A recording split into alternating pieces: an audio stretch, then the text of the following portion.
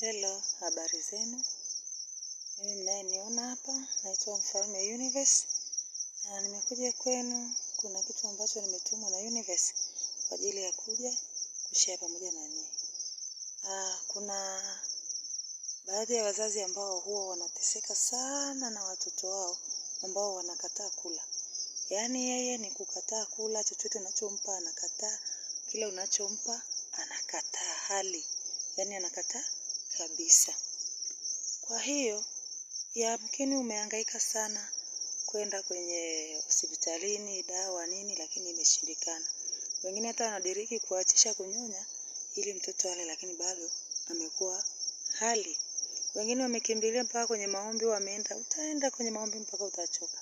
Lakini mtoto hali. Lakini Universe imetoa suluhisho kwa siku ya leo. Wewe popote unaponisikiliza, fanya spell hii ifuatayo.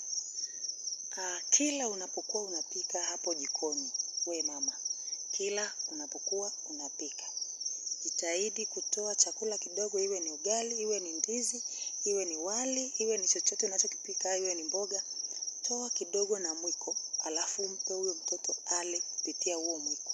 Yaani ale hicho chakula hicho ulichotoa, ale kupitia huo mwiko unaopikia.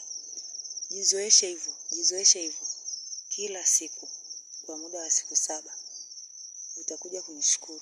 Mtoto atakula mpaka tena uanze kusema Mungu wangu, utatoa wapi chakula cha kumpa mtoto? Atakula mpaka yani utaona kama vile tena kalogwa. Lakini ukweli ni kwamba Universe iko pamoja na wewe, haijakuacha. Fanya hivyo, utakuja kunishukuru. Barikiwe.